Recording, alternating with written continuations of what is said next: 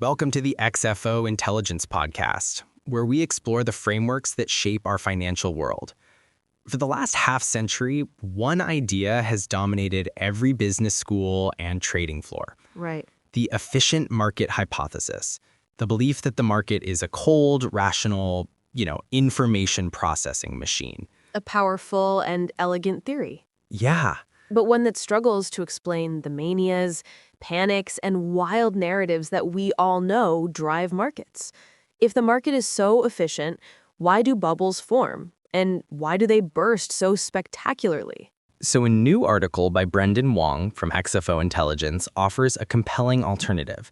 It's called The Architecture of Market Reality, and it was developed using a process he calls deep augmented thinking.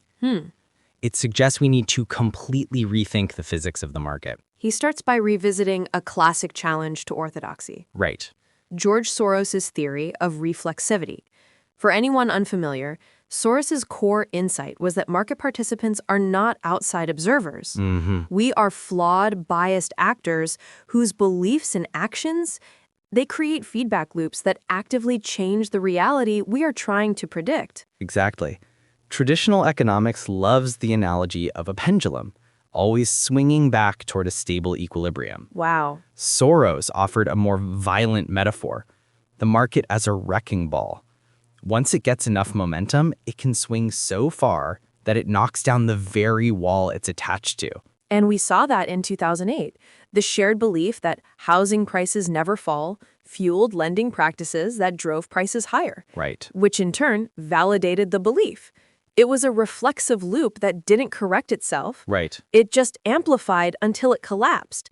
The market didn't discover a problem. Yeah. It created a catastrophe. So Wong's work tapes this sociological insight and makes this just fascinating leap. Okay. He's drawing a metaphor from quantum physics. He calls it the Observer-Actualized Market theory. Okay, let's slow down and unpack that because it sounds heady.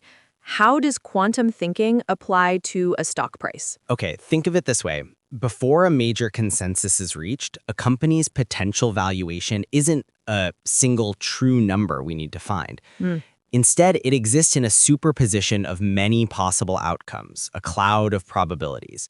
It could be a huge success, a modest performer, or a total failure. So it's like a coin spinning in the air Exactly. before it lands on heads or tails.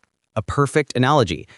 And the measurement, the event that forces the coin to land, is the act of market trading. Right. When buyers and sellers form a consensus at a price, they collapse that cloud of potential into one concrete reality. And here's the reflexive twist. Okay. That price then shapes the company's actual future. A sky-high stock price is cheap capital. It attracts the best talent. It allows for acquisitions. The market's belief becomes a self-fulfilling prophecy. That makes so much intuitive sense. It explains why traditional valuation metrics completely broke down during the 2023 AI boom. The debate wasn't about current earnings. Right. It was about a future reality. And the narrative itself attracted the investment that is now making that future happen. The story preceded the fundamentals. And if that's the world we live in, we need a new toolkit. Yeah. Wong's paper outlines one. It includes narrative mapping, where you analyze an investment story's strength and momentum, Wow. and consensus exhaustion detection, which is a fancy way of saying you learn to spot when a narrative is so widely accepted that it's become fragile and has nowhere to go but down. So it's a shift from being a financial archaeologist, digging for a hidden true value, Exactly. to being a sociologist and a physicist, understanding the forces of belief and momentum. But the most profound implication isn't about returns. It's about responsibility. The ethical dimension. Right. If the market is a participatory system where our choices help create what comes next. Then every investment is a vote. Yeah. When you allocate capital, you aren't just seeking a return, you are actively funding one version of the future over another. Investing in AI safety versus unchecked AI development, or in renewables over fossil fuels. It's no longer a passive activity. It's a form of collective world building. So the biggest edge then isn't just better information. Right. It's a better understanding of how belief, narrative, and capital interact to construct reality itself. This theory isn't just, it's not just an academic exercise. It's a fundamental challenge to how we operate. And that's exactly why we're discussing it. We want to put this out to our audience, to the finance researchers, the quants, and the family offices who listen. Right. Brendan Wong's paper is a bold thesis on the architecture of our markets. We invite you to read it, to test it against your own experience, and to challenge it. Which brings us to the question we'd like you to think about. If you were to write your own grand theory of the market, what would its central principle be?